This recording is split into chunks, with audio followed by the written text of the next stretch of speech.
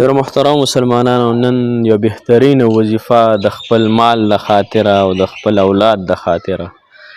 که څوک اولاد لري خو بیا ولې دا وظیفه کول ډېر زیات انتهایی مناسبه ده چې دا وظیفه د خپل اولاد یا د خپلو حاجتونو دپاره وکړي یا د مال دپاره وکړي. او که څوک اولاد نه لري نو آینده زمانه کې خو به خامخا تاسو ودونه کوئ، او که څوک ودونه هم نه کوي نو بیا مال خو هر سړي له لازم دی چې د سره د حلالو مال د سره موجود وي، د حلالو ښکلې ذخیره د سره موجوده وي.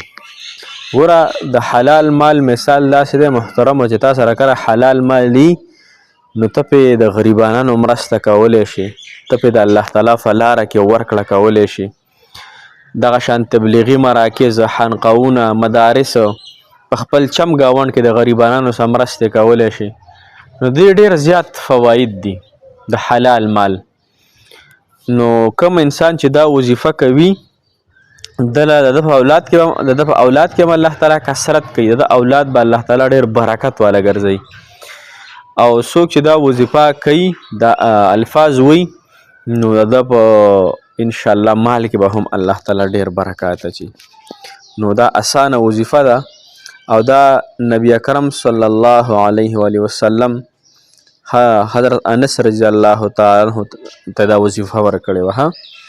السلام علیکم ورحمت الله وبرکاته. ډېر معزز محترم او قابل قدر مسلمانان وروڼو خویندو، هغه مسافر کوم چې بهر هیوادونو کې بهر مسافرۍ کوي، د ټولو مسافرو دی الله تعالی حامی او ناصر مددګار شي.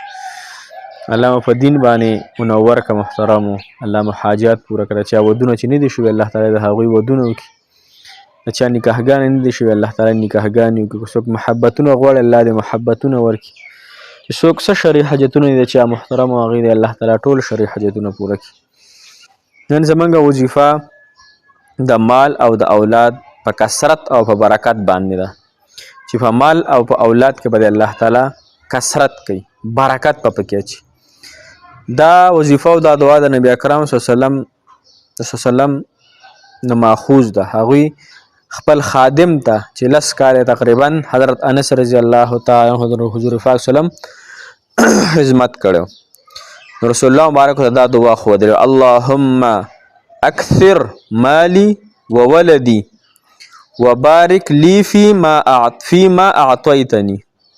دا درې ټکي لاندې کوم چې ما نه دي لیکلي دا به تاسو ته په دې سکرین باندې ښکاري. اللهم اکثر لی وولدی وبارک لی فیما اعطیتنی. ای الله زما په مال کې او زما په اولاد کې اضافه وکړي، او چې کم تا ما ته راکړي دي یعنی مال دې راکړی یا اولاد دې راکړی یا نکاح دې راکړی یا هر څه چې دې راکړي الله په دې کې ډېر برکت واچي.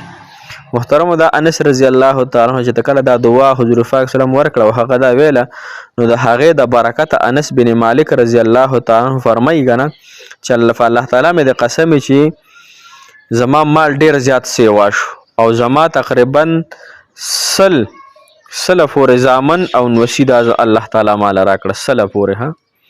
نو ګوره کله چې ستا خاندان لوی که نه څوک په خاندان باندې فخر کوي، څوک په نوسو کړوسو باندې فخر کوي. هر کله چې ستا په اولاد کې نارینه اولاد ډېرې نو بیا به ته دې کې څه عالمان یي، څه به مجاهدین یي، څه به څه یي، څه به تبلیغیان یي، څه به پکې عام خلک وي، څه به پکې دنیاداره وي. نو ته په هر لحاظ سره ښه.